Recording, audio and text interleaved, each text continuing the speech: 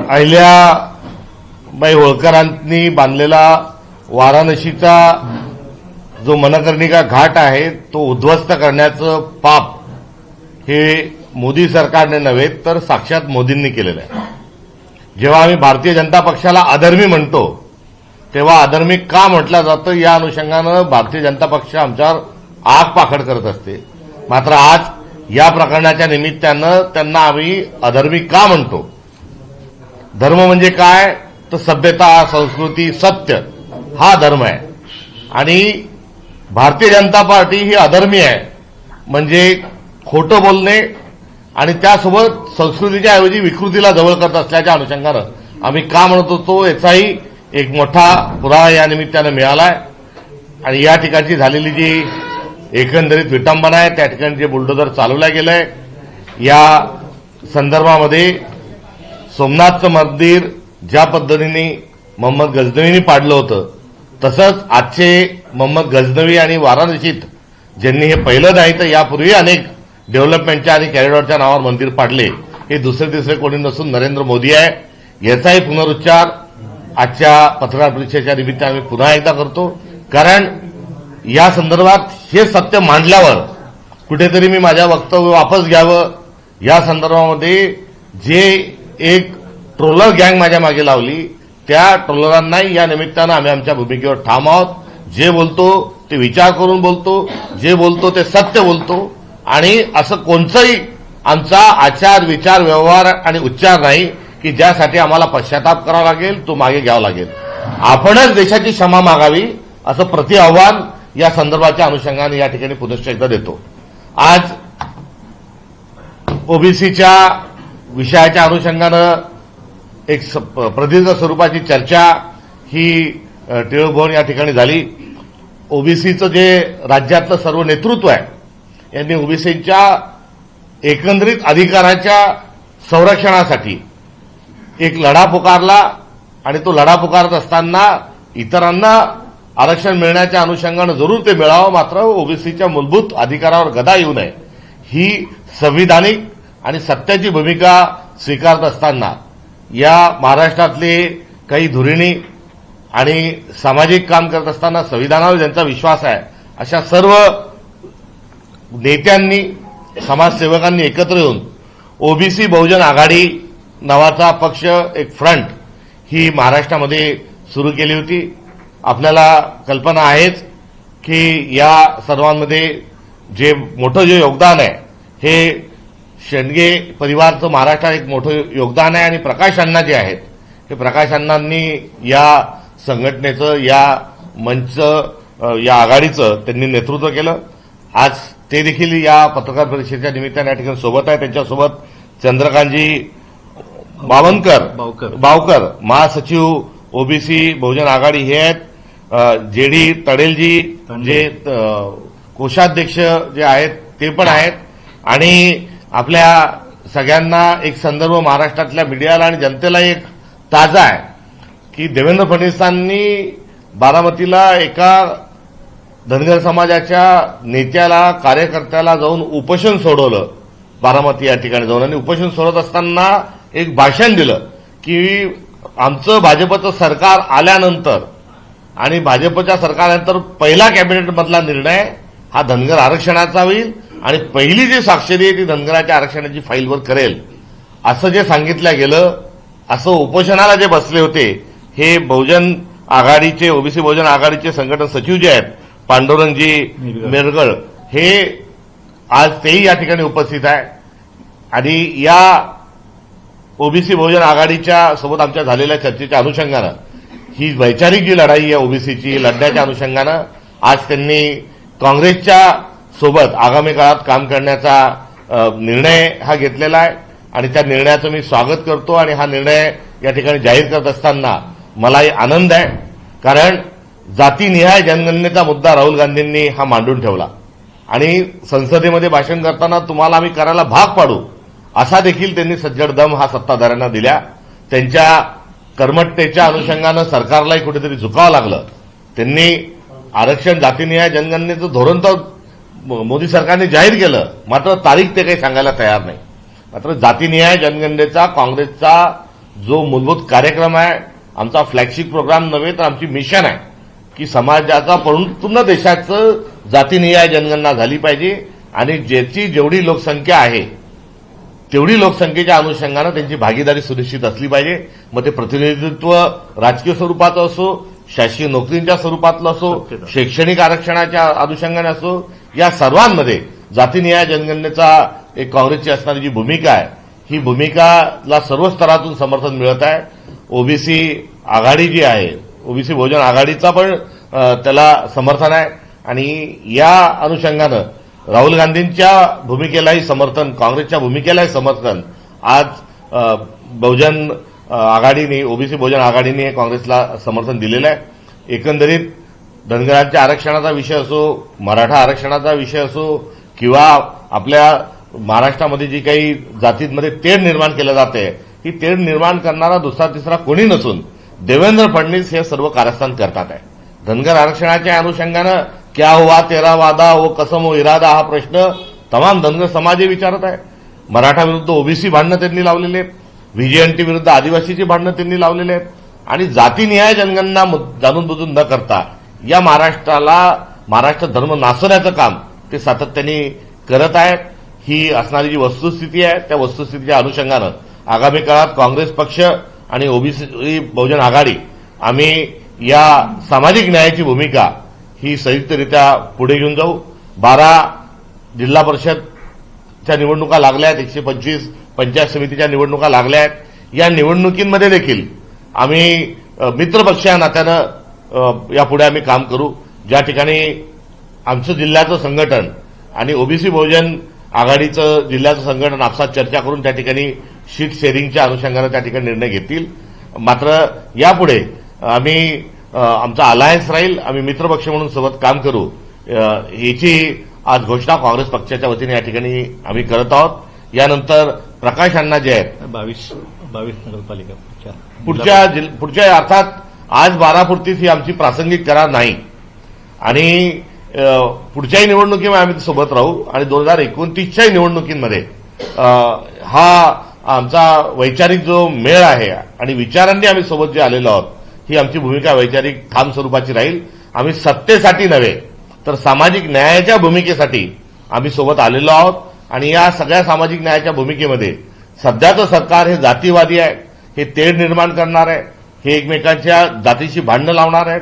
त्यामुळे या सर्वांमधून मार्ग काढत असताना जातीनिहाय जनगणना लवकरात लवकर करावी. धनगर आरक्षणाच्या मुद्द्याच्या अनुषंगानं सुप्रीम कोर्टात जी केस चालू आहे, त्या केसचा देखील निकाल हा लवकरात लवकर सरकारने लावावा आणि हे विनाकारण जो गोंधळ घातलेला आहे तो गोंधळ न घालता या सर्व प्रश्नांची उत्तरं जी आहेत ही थेट शासनाच्या कारभारामधून मिळावीत, हा आमच्या एकत्रित येण्याचा एकंदरीत आशय आहे. त्यामुळे जातनिहाय जनगणना, सामाजिक न्यायाची भूमिका आणि प्रत्येक समाजाला जे आरक्षणाच्या अनुषंगानं जेवढं प्रतिनिधित्व मिळायला पाहिजे होतं ते प्रतिनिधित्व मिळत असताना कुठे कमी पडल्या गेलं, याची देखील नोंद ही थेट दस्तूरकृत राहुल गांधींजवळ आहे. तालकटोरा स्टेडियम या ठिकाणी राहुल गांधींनी ओबीसीच्या महासंमेलनाला संबोधित करत असताना प्रत्येक समाजाच्या राहून गेलेल्या ज्या काही उणिवा आहेत त्या त्यांनी मोठ्या मनाने कबूल केल्या आहेत आणि धनगर समाज असेल, इतर ओबीसी समाज असेल, यांचं प्रतिनिधित्व आगामी काळात काँग्रेस पक्षाच्या माध्यमातून सुनिश्चित करण्याची देखील ग्वाही ही राहुल गांधींनी दिली आहे. नवे तर तेलंगणासारख्या प्रदेशात आता या अनुषंगानं निर्णय व्हायला लागलेले आहेत. तिथल्या स्थानिक स्वराज्य संस्थांच्या निवडणुकीमध्ये 27% थेट आता 43% ओबीसीचं आरक्षण वाढवणं हा देखील त्यातला एक भाग आहे. तशा व्यापक एका भूमिकेतून आज ओबीसी बहुजन आघाडी आणि काँग्रेस ही सोबत येत आहे. मी ओबीसी बहुजन आघाडी घेतलेल्या निर्णयाचं स्वागत करतो आणि सामाजिक न्यायाकरता आम्ही दोन्ही जे दल आहोत ही आम्ही कटिबद्ध आहोत आणि यासाठी संघर्षाची भूमिका घेत राहू, ही देखील या निमित्तानं सांगतो. आदरणीय अण्णा पत्रकार परिषदेला संबोधित करतील.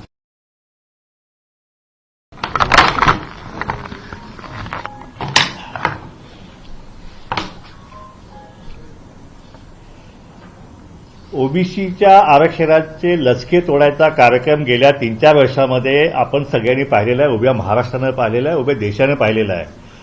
जीआरवरती जीआर काढून कशा प्रकारे या आरक्षणावरती धरळ टाकण्याचं काम जे आहे या महाराष्ट्रामध्ये झालेलं आहे, त्याचा वेळोवेळी आम्ही सर्व ओबीसीच्या नेत्यांनी आणि जनतेने सुद्धा विरोध केलेला आहे.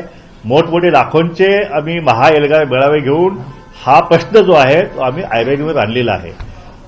गेल्या 40-50 वर्षामध्ये ओबीसीचे कार्यकर्ते जे आहेत, ह्या निवडणुका ओबीसीच्या आरक्षणासहित होतात. 27% आरक्षण आम्हाला मिळालेलं आहे. परंतु आपण जर पाहिलं तर या 27% आरक्षणावर सुद्धा दिवसा ढवळा घाला घालण्याचं काम जे आहे ते बोगस कुणबी दाखले घ्यायचे आणि ह्या जागा ज्या आहेत त्या हस्तगत करायच्या, हा कार्यक्रम सर्रास सुरू आहे. आणि त्याच्या विरुद्ध जे आहे ओबीसीच्या आरक्षणाला कुठल्याही धक्का न लागता, मग ते शैक्षणिक असू द्या, राजकीय असू द्या किंवा आणखी कसलं असू द्या, हे आरक्षणाचं संरक्षण करण्याच्या हेतूने आम्ही सगळ्या ओबीसी नेत्यांनी मिळून एक राजकीय एक पर्याय जो आहे तो आम्ही या उभा केला. कारण ओबीसीच्या कार्यकर्त्याला जर राजकीय प्रवाहात यायचं असेल तर तिकीट सुद्धा कोणी देत नव्हतं. कोणी तिकीट देता का, कोणी तिकीट देता का, कोणी तिकीट देता का, तिकिटाची भीक मागायला लागत होती. ती जी उणीव जी आहे ती आता मग कायमस्वरूपी आम्ही दूर केलेली आहे. आणि म्हणून आम्ही स्वतंत्र ओबीसीचा पक्ष या महाराष्ट्रामध्ये ओबीसी बहुजन आघाडी या नावाने काढलेला आहे. गेली 2 वर्ष त्याचं रजिस्ट्रेशन या ठिकाणी अडवलं गेलं होतं, पण आता ह्या निवडणुकीच्या तोंडावर ते मिळालेलं आहे. आणि आता ह्या निवडणुकीमध्ये आम्ही सगळ्यांनी मिळून या पूर्ण जिल्हा परिषद पंचायत समितीमध्ये पूर्ण ताकदीची लढवण्याचा निर्णय आमच्या सगळ्या नेत्यांनी घेतलेला आहे. पण ह्या निवडणुकीमध्ये आता वेळ कमी आहे. अशावेळी समविचारी पक्षांशी जे कोणी ओबीसींचा आरक्षणाचं संरक्षण करण्याची ग्वाही देत आहेत, हमी देत आहेत, अशा पक्षांची हातात हात घालून खांद्याला खांदा लावून ही निवडणूक जी आहे यात आमचे कार्यकर्ते त्या ठिकाणी निवडणूक लढवतील, काँग्रेसचे कार्यकर्ते लढतील, त्याप्रमाणे आणखीन काही जे काय सोबत येतील त्या सगळ्यांना सोबत घेऊन एक महाराष्ट्रामध्ये एक समविचारी पक्ष जे आहेत, जे आरक्षणवादी जे आहेत, राहुल गांधींचा मी मनपूर्वक आभार मानेन. त्यांनी जाहीरपणे ओबीसींची माफी मागितली की गेल्या 50 वर्षामध्ये ओबीसींना न्याय त्या पक्षाकडून मिळू शकला नाही. पण इथून पुढे जे आहे हा काँग्रेस पक्ष जो आहे हा ओबीसींना या देशामध्ये न्याय देण्याची भूमिका त्यांनी घेतलेल्या जातनिहाय जनगणनेचा प्रश्न जो आमचा आत्मा आहे ओबीसी आरक्षणाचा, तो सुद्धा त्यांनी अतिशय हिरिरीनं जो आहे तो संसदेमध्ये आणि तालकटोरा मैदानामध्ये त्यांनी जे भाषण केलं त्याच्यामध्ये त्यांनी हा मुद्दा मांडलेला आहे की त्याच्यासाठी बाकी आमच्या ज्या नोकऱ्यांचा जो अनुशेष आहे, बाकी सगळे आमचे प्रश्न आहे, हे सगळ्या ओबीसीच्या आणि याच्या भक्त्या जे प्रश्न आहेत त्याच्यावरती त्यांनी आवाज उठवलेला आहे. आम्हाला आता पूर्ण शाश्वती निर्माण झाली आहे की राहुल गांधींच्या नेतृत्वामध्ये ओबीसीच्या आरक्षणाचं संरक्षण जे आहे ते झाल्याशिवाय राहणार नाही, अशी आमची सगळ्या नेत्यांची धारणा झालेली आहे. आणि म्हणून आमची काल बैठक झाली. आमच्या गेली 2 दिवस चर्चा सुरू होती. ही चर्चा घडवून आणण्यासाठी आमचे हरिभाऊ शेळके असतील, हे काँग्रेसचे ज्येष्ठ नेते आहेत, त्याचप्रमाणे संदीप नाईक, सचिन नाईक हे सुद्धा आमच्याशी संपर्कात होते. आणि त्याच्यानंतर आज बैठक आज संपन्न झाली. त्यामध्ये बरेचसे विषय जे ते आम्ही फायनल केलेले आहेत. ज्या ज्या ठिकाणी प्रत्येक जिल्ह्याच्या ठिकाणी आमचे नेते मंडळी आणि काँग्रेसचे नेते मंडळी बसून ज्या ज्या ठिकाणी शक्य आहे त्या ठिकाणी ह्या निवडणुका ज्या आहेत एकत्रितपणे निवडणूक लढवण्याचा निर्णय जो आहे तो आजच्या बैठकीत आम्ही घेतलेला आहे. आणि त्यामुळे ह्या येणाऱ्या 12 नगर परिषदा, नगरपालिका, जिल्हा परिषदा आणि येणाऱ्या 22 जिल्हा परिषदा ह्या निवडणुका ज्या आहेत आता आम्ही एकत्रितपणे लढवण्याचा निर्णय जो आहे तो आम्ही घेतलेला आहे. आणि अशा प्रकारे ह्या ओबीसींना एक राजकीय व्यासपीठ मिळवून देण्याचं एक पहिलं कर्तव्य जे प्रथम कर्तव्य जे आहे ते आम्ही पूर्ण करत आहोत. आणि राष्ट्रीय काँग्रेससारखा एक राष्ट्रीय पक्ष जो आहे तो आज आमच्यासोबत आल्यामुळं आमच्या कार्यकर्त्यांच्या छाती नक्कीच भरून आली असेल किंवा त्यांचा या राजकीय प्रक्रियेवर जाण्याचा मार्ग जो आहे या माध्यमातून खुला झालेला आहे. बोला ना. आमच्या काही राजकीय पक्ष आहेत, काही राजकीय प्रश्न आहेत. चंद्रपूरमध्ये आपण बघतोय हे एकदा यांचं झालं की हा एक मिनिट. आमचे धनगर समाजाचे आंदोलन जे आहेत ज्यांना देवेंद्रजींनी पहिली सही करण्याचं आश्वासन दिलं होतं धनगर आरक्षणाच्या, पांडुरंग मिरगळ. नमस्कार, मी पांडुरंग मिरगळ. गेले 20 वर्ष धनगर समाजाची चळवळ चालवणारा कार्यकर्ता.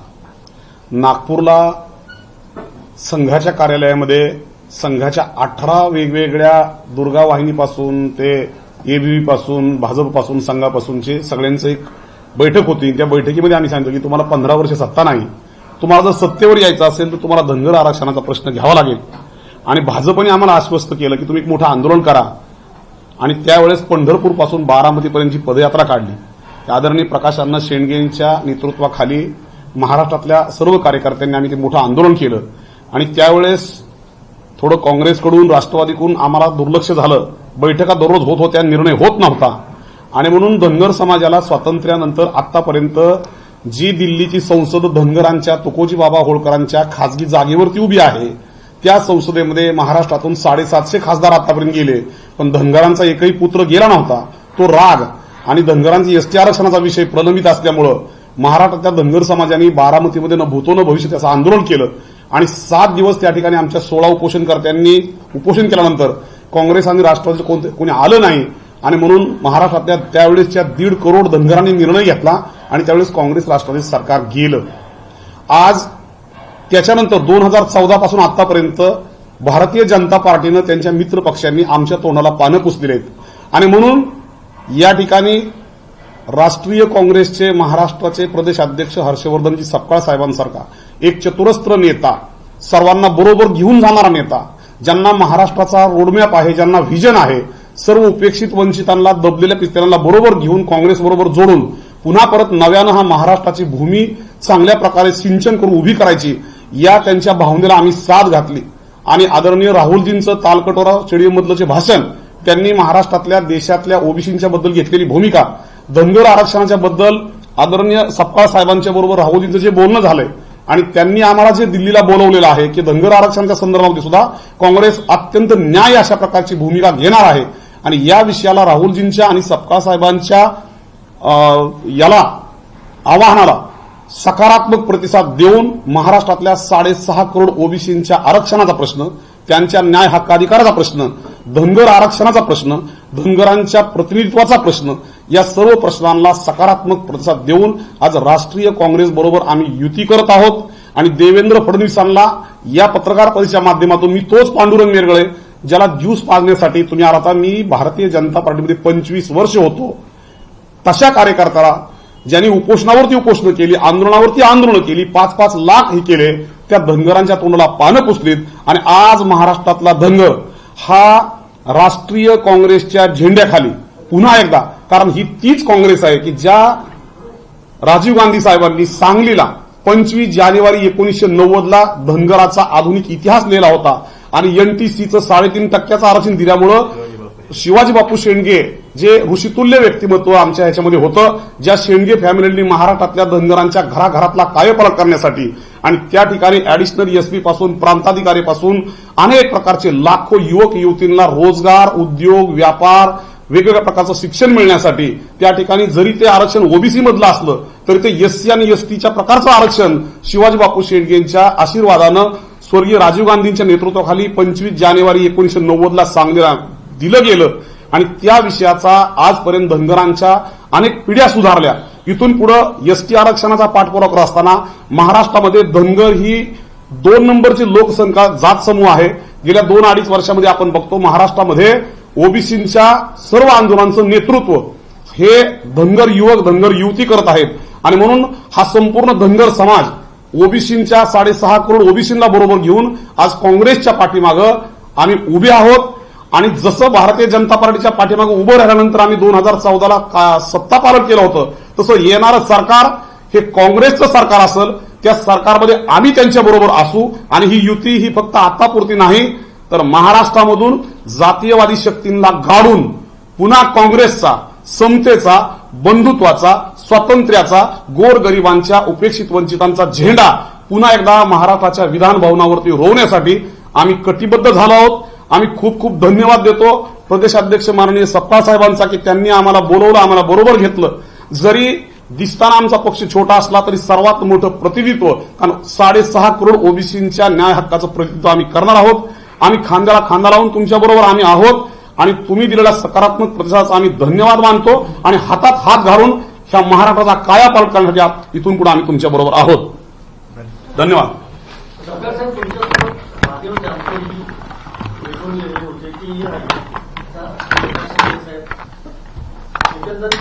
ओबीसी वोट बँक म्हटलं की भाजपचं नाव घेतलं जायचं. भारतीय जनता पक्षाने ओबीसीच्या ना सोबत घेत असताना जो एक केलेला मोठा विश्वासघात आहे हा तमाम ओबीसी वर्गाच्या लक्षात यायला लागलाय आणि हा ओबीसीसीच केलेला नव्हे तर एकंदरीत भारताच्या जो तानामाना आहे, जो सोशल फॅब्रिक आहे, तो देखील उद्ध्वस्त करण्याचं काम हे भारतीय जनता पक्षाने सत्ता आणि केवळ सत्तेसाठी केलेलं आहे. आणि पुन्हा काँग्रेसचा समतेचा, बंधुत्वाचा, स्वातंत्र्याचा, गोरगरिबांच्या, उपेक्षित वंचितांचा झेंडा पुन्हा एकदा महाराष्ट्राच्या विधान भवनावरती रोवण्यासाठी आम्ही कटिबद्ध झालो आहोत. आम्ही खूप खूप धन्यवाद देतो प्रदेशाध्यक्ष माननीय सपकाळ साहेबांचा की त्यांनी आम्हाला बोलवलं, आम्हाला बरोबर घेतलं. जरी दिसताना आमचा पक्ष छोटा असला तरी सर्वात मोठं प्रतिनिधित्व, कारण 6.5 करोड ओबीसींच्या न्याय हक्काचं प्रतिनिधित्व आम्ही करणार आहोत. आम्ही खांद्याला खांदा लावून तुमच्याबरोबर आम्ही आहोत आणि तुम्ही दिलेला सकारात्मक प्रतिसादाचा आम्ही धन्यवाद मानतो आणि हातात हात घालून ह्या महाराष्ट्राचा कायापालट करण्यासाठी इथून पुढे आम्ही तुमच्याबरोबर आहोत. धन्यवाद. सरकार साहेब, तुमच्यासोबत महादेव जानकरजी भेटून गेलेले होते की एकंदरीत ओबीसी मूव्हमेंट म्हटलं की भाजपचं नाव घेतलं जायचं. भारतीय जनता पक्षाने ओबीसीच्या ना सोबत घेत असताना जो एक केलेला मोठा विश्वासघात आहे हा तमाम ओबीसी वर्गाच्या लक्षात यायला लागलाय आणि हा ओबीसीसीच केलेला नव्हे तर एकंदरीत भारताच्या जो तानामाना आहे, जो सोशल फॅब्रिक आहे, तो देखील उद्ध्वस्त करण्याचं काम हे भारतीय जनता पक्षाने सत्ता आणि केवळ सत्तेसाठी केलेलं आहे. आणि हा सर्व जो गोंधळ देवेंद्र फडणवीसांच्या माध्यमातून घातला गेला, मागे मी म्हणालो होतो की नार्कोटेक जर कुणाची करायची असेल तर ती देवेंद्र फडणवीसांची करावी. त्याचा संदर्भ देखील हा या जातीवाचक आणि सगळ्या जातीत भांडण लावण्याच्या अनुषंगानेच तो उल्लेख केला होता. जानकर साहेब हे देखील आमचे मित्रपक्ष नात्यानं आहेत, एक ज्येष्ठ सहकारी म्हणून आहेत, एक मित्र म्हणून आहेत आणि त्यांचं या संविधानवादी हा जो संघर्ष आमचा जो सुरू आहे यामध्ये त्याचं मोठं योगदान आहे.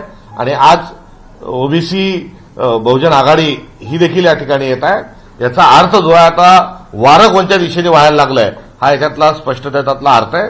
आणि हे सर्व आम्ही एकत्र येत असताना मला या गोष्टीकडे विशेष लक्ष वेधायचं आहे की आम्ही सत्तेमध्ये नाहीत, हा संघर्षाचा काळ आहे आणि संघर्षाच्या काळातले जे मित्र आहेत हे खरे वैचारिक मित्र असतात आणि सत्तेसाठी एकत्र आलेले जे आहेत त्यांना आता बोखे म्हणायचं का अजून खोके म्हणायचं हा विषय आपल्या ठिकाणी आहे. मात्र ते गँग ऑफ ट्रिपल इंजिन सरकार जे आहे ते आपल्या ठिकाणी आहे आणि या सर्वांची मग त्यामध्ये ओबीसी वर्ग असेल, आदिवासी असतील, दलित असतील आणि यासोबतच ज्या खुल्या प्रवर्गातले, मराठा प्रवर्गातली ही सर्व जे आहेत शेवटी गुन्ह्या गोविंदाने आपण सगळ्यांनी राहावं आणि जातीनिहाय जनगणनेच्या अनुषंगानं जिसकी जितनी हिस्सेदार भागीदारी उतनी उसकी साझेदारी या भूमिकेच्या अनुषंगानं पुढे जाण्याचं एक धोरण हे काँग्रेसने स्वीकारलेलं आहे आणि या धोरणाला अत्यंत चांगला प्रतिसाद आम्हाला मिळत आहे. या भूमिकेवर आम्ही ठाम राहू एवढंच या निमित्तानं आपल्याला सांगू इच्छितो. चंद्रपूरमध्ये मुनगंटीवार यांनी एक विधान केलेलं आहे, काही लोक आमच्या सोबत येण्यासाठी तयार आहेत, अनेक गटांशी आमचा संवाद सुरू आहे, कसं बघता येईल? अमरनाथ सारखा प्रयोग पुन्हा होईल का? नाही, ते सुधीर भाऊ जे बोलले असतील ते त्यांच्याच पक्षातला जो दुसरा गट आहे त्याच्या अनुषंगाने बोलले. नाही, काँग्रेसचा नाही, त्यांना त्यांचाच जो भाजपचा दुसरा गट आहे ते बोलायचं असेल आणि बोलताना काही काँग्रेस उल्लेख झाला असेल. म्हणजे सुधीर मुनगंटीवारांना काँग्रेसचं चॅलेंज आहे? चॅलेंज काय, आता चॅलेंज होतं, निवडणुका लढलो, आम्हाला तिथला मॅन्डेट आहे आणि त्या ठिकाणी सत्ते जी आहे ती काँग्रेसची येईल असं एक सर्वसाधारण चित्र आहे. आता त्यांना पक्ष फोडण्यात, कुटुंब तोडण्यात त्यांच्या पक्षाचा हात खंडा आहे. ते एकेकाळी वित्तमंत्री पण महाराष्ट्राचे राहिलेले आहेत. मात्र आता त्यांचा आणि मुख्यमंत्र्यांचा जो दुरावा आहे त्यामुळे त्यांना आता आव्हान काही या निमित्तानं त्यांना देण्यात काही अर्थ नाही. मुंबईमध्ये आपण बघतोय हॉटेल पॉलिटिक्स पुन्हा एकदा सुरू झालेलं आहे. महायुतीमध्ये सर्व ठिकाणी महापौर पद आपल्याला मिळावं याकरता मोटबांधणीला, प्रेशर टॅक्टिक्सला शिंदेकडनं सुरुवात झाली. कसं ते त्यांची जी राजकीय शैली आहे ती राजकीय शैली ही एकीकडे खोक्याची आहे तर दुसरीकडे जी निवडून आलेल्या माणसांना स्वतंत्र भारतात राहू न देता एका पंचतारांकित जेलमध्ये बंद करून ठेवायचं आणि जोपर्यंत सत्ता मिळत नाही तोपर्यंत सोडायचं नाही. त्यामुळे लोकशाहीवर विश्वास नसल्याचंच पुन्हा एकदा हे दिसून येत आहे आणि या सर्व प्रकरणाची आता चीड लोकांमध्ये यायला लागली आहे. मुळात यावेळेस पैसा का वाटावा लागला मोठ्या प्रमाणावर? पहिले काहीतरी आमच्याजवळ एक 56 इंचा छातीचा माणूस आहे, त्यांच्या चेहऱ्यावर त्यांच्या नावावर मतं मागितले. मग कुठे लाडक्या बहिणीसारख्या योजना आणल्या त्याच्या नावावर मागितले. यावेळी ती 56 इंचाची छातीही नाही, ती लाडक्या बहिणीची पण कोणाला आठवण नाही, फक्त घरोघरी जा पाकिट वाटा. त्यामुळे हे निवडणुकीत मतदारांना पैसे देणं हा जो पडाव या ठिकाणी आलेला आहे याचं कारणच मुळात भ्रष्टाचार आहे.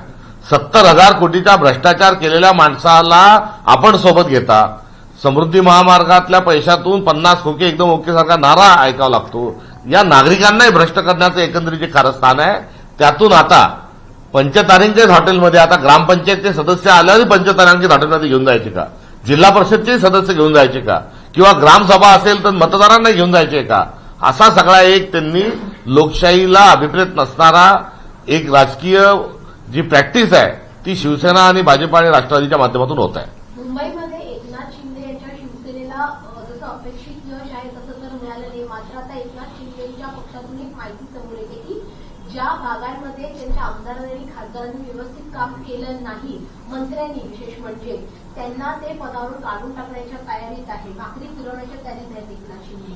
काही ज्यांच्या पक्षातील एका मंत्र्यांनी बलात्कारासारख्या मुद्द्यावर ती महिला किंचाळली असती, ओरडली असती तर बलात्कार झाला नसता असं विधान केलं, त्यांना त्यांनी अभय दिलं. एका मंत्र्याच्या आईच्या नावावर डान्सबार चालतो, तिथे 22 डान्सबारा सापडतात, त्यांना मंत्रिमंडळातून ते काढत नाही. अशा माणसाकडून भाकरी फिरवण्याच्या गोष्टी ज्या आहेत हे अपेक्षा करणं चुकीचं आहे. मुळात हे सत्तेसाठी जमलेलं कटबळ आहे आणि हा सगळा जो आहे हा एकमेकांना आपापली शक्ती दाखवा, न्यूसन्स दाखवा अशा स्वरूपामध्ये हे रंगलेलं आहे. त्यामुळे कोणतंही व्हिजन यांच्याजवळ नाही, केवळ भ्रष्टाचार आणि गँग वॉर हेच त्यांचं व्हिजन आहे. पहिले 2.5 वर्ष एकनाथ शिंदेने महापौर मागितली आहे, कसं वाटतंय? हे गँग ऑफ ट्रिपल इंजिन सरकार आहे. सत्तेसाठी यांचे भांडणं होणार आहे, सत्तेसाठी हे आसुसलेले आहेत, सत्तेसाठी हापापलेले आहेत. यांचा हा खेळ असा सुरू राहणार. वाराणसीचा उल्लेख केला तुम्ही. प्रयागराजमध्येही शंकराचार्यांना थेट मारहाण पोलिसांकडून झालेली आहे. काल अर्धा कुंभ हा संपलेला आहे मौनी अमावस्येच्या निमित्तानं. मात्र आपल्या नाशिकमध्ये अद्यापपर्यंत कुठलंही काम झालेलं नाही. अर्धा कुंभ झाला तरी कुंभकर्णासारखी झोप लागली आहे का, त्यांना भस्म्या नावाचा आजार झाला नाही आणि केवळ पैसे खा ते कुंभमेळ्याच्या विकास निधी खाण्यामध्ये मशगूल आहेत. कुंभाच्या निधीतल्या ठेके मिळवण्याकरता दुसरे पक्ष फोडत आहेत आणि जे शाही स्नान महास्नान मौनी अमावस्येच्या निमित्तानं नाशिकच्या गोदावरीत व्हायला पाहिजे होतं ते इथे न येता हे सर्व जे आहेत हे प्रयागराजला साधू संत गेल्याचं कालचं एकंदरीत चित्र होतं. आणि इथे शंकराचार्यांच्या अनुयायांना त्यांच्या जटा पकडून मारहाण करणं, त्यांची जी पालखी आहे ही दुसरीकडे इतरत्र वळून करणं, त्यांना अटक करणं, प्रसंगी त्यांना उपोषणाला बसायला लावणं, हे सर्व जे आहे ज्या देशामध्ये महामानवांना तिथे शिव्याशाप द्यायचं काम होत असेल, महात्मा गांधींसारख्या माणसाच्या नावांनी ज्या ठिकाणी बदनामी केला जात असेल, संतांना जिथे छळ केला जात असेल, हा सर्व जो आहे हा सर्व जो कार्यकाळ जो आहे हा अत्यंत वाईट आहे. मागे मी देवेंद्र फडणवीसांची तुलना औरंगजेबाशी केली होती, तेव्हा दोघांची कार्यपद्धती एक आहे, तर तेव्हा फार राग त्यांना आला होता. थेट विधानसभेमध्ये चर्चा झाली होती. आता काल नरेंद्र मोदींना मोहम्मद गझनी जे म्हटलं त्याचाच हा अध्याय एकीकडे काशीला तर दुसरीकडे प्रयागराजलाच बघायला मिळतोय. त्यामुळे संतांना मारहाण आणि ज्या धार्मिक विधीकरता स्नान करण्याकरता जे शंकराचार्य झाले जात असताना त्यांच्यावर खाकी वर्गीतल्या पोलिसांनी सरकारच्या इशाऱ्यावर मारहाण करणं म्हणजे हे अधर्मीपणा आणि विकृतीचा कळस आहे. तर मुंबईमध्ये लवकरच बिहार भवन सुरू करण्याची आता चर्चा सुरू झाली आहे. नितीश कुमार यांच्या कॅबिनेटने आज निर्णय घेतला आहे की मुंबईमध्ये आता बिहार भवन ते सुरू करणार आहे. समाजात प्रांताप्रांतात भांडणं लावणे हाच आशय जो आहे हा भाजप आणि मित्रपक्षांच्या माध्यमातून हा सुरू आहे. बिहार भवन महाराष्ट्रात होत असेल तर खिळीमिळीच्या वातावरणामध्ये बिहारमध्ये पटण्यामध्ये महाराष्ट्र भवन व्हावं आणि सांस्कृतिक आदानप्रदान व्हावी. मात्र सांस्कृतिक आदानप्रदान करता नव्हे तर कुठेतरी प्रांतावर राजकारण करणं आणि पोलरायझेशन करणं त्यातलाच हा त्यांचा एक पवित्रा असू शकतो. महाविकास आघाडीचं सरकार असताना मराठी भवन सुरू करण्याचा देखील निर्णय झाला होता, मात्र ते अजूनही झालेलं नाहीये. जे निर्णय होतात, ज्या निर्णयावर आर्थिक तरतूद उपलब्ध करून दिल्या जाते, जे बजेटमध्ये घोषणा असते त्यावर पुढच्या सरकारने ती या घोषणा आणि ते जे बजेटमधल्या तरतुदी आहे पुढे घेऊन जाणं यालाच सरकार म्हणतात. सरकार एका पक्षाचं नसतं तर ते निरंतर चालणारी प्रक्रिया आहे. मात्र मागच्या काळातल्या महाविकास आघाडीच्या काळातले चांगले निर्णय हे कशा पद्धतीने त्यांना बाजूला सारल्या गेलं त्यातलं ते एक उदाहरण आहे. तर मुंबईमध्ये तुम्ही उद्धव ठाकरेवर गेले नाही त्या संदर्भात उद्धव ठाकरेंनी विचारलं असं उद्धव ठाकरेंनी याच्यात बोलणं टाळलेलं आहे. काँग्रेसचं बरोबर का नाही घेतलं? नाही, यावर आता भरपूर आम्ही चर्चा करून काँग्रेस पक्षाची जी भूमिका होती त्या भूमिकेच्या अनुषंगाने आम्ही पुढे आलेलो आहे आणि जे उद्धवजींचा जो पक्ष आहे युबीटी जे आहे तो आमचा मित्रपक्ष आहे आणि या मित्रपक्षासोबत काही ठिकाणी एखाद्या मुंबईसारख्या ठिकाणी आम्ही नाही लढू शकलो. मात्र महाराष्ट्रात आम्ही अनेक ठिकाणी त्यांच्यासोबत होतो. नाही, पण विचारमंथन झालं कारण 32 ठिकाणी आता फटका तुम्हाला आणि त्यांच्या पक्षाला. म्हणजे आपल्याला की आम्ही भले मुंबईत नाही लढलो मात्र आम्ही पुण्यात सोबत लढलो, आम्ही अमरावतीत सोबत लढलो, आम्ही इतर ठिकाणी अनेक ठिकाणी सोबत लढलो. त्यामुळे आम्ही आणि ते मित्रपक्ष आहोत. मुंबईमध्ये आम्ही नाही लढलो ही वस्तुस्थिती आहे आणि त्याच्या निकालाचं जे एकंदरीत आकलन काय आहे सगळं त्या वॉर्डनिहाय, कारण वरून किंवा एकंदरीत 32-30 काल 30 होत्या आज 32 झाल्या अशा कमी जास्ती करण्यापेक्षा वॉर्डनिहाय त्या गोष्टीचा दोन्ही पक्ष आम्ही त्याचं अध्ययन करू. तर महाराष्ट्रामध्ये आता जवळपास सध्या निवडणुका पार पडल्या आहेत मात्र आता शिवसेनेच्या चिन्हाची अंतिम सुनावणी सुप्रीम कोर्टात पार पडते 22 तारखेला. तो मनोरंजक ज्या निकाल आहे त्याची पुन्हा एकदा आठवण झाली. संविधानाची अनुसूची 10 आहे आणि त्या अनुसूची 10 मध्ये सर्व गोष्टी पक्षांतर बंदी कायद्यातल्या स्पष्ट आहे. असं असतानाही पक्षांतर बंदी कायद्याची ऐसी की तैसी करून एकनाथरावजी शिंदेसाहेब हे मुख्यमंत्री झाले होते आणि त्यांनी या सर्व संविधानिक तरतुदींचं आणि या कायद्याचं पायमल्ली केली. हे सुप्रीम कोर्टाच्या जजनी आपल्या मोठ्या एका निकालामध्ये सांगितलं होतं. तो निकालाची चर्चाही बरीच झाली, त्याच्यावर बरेच विनोदही तयार झाले.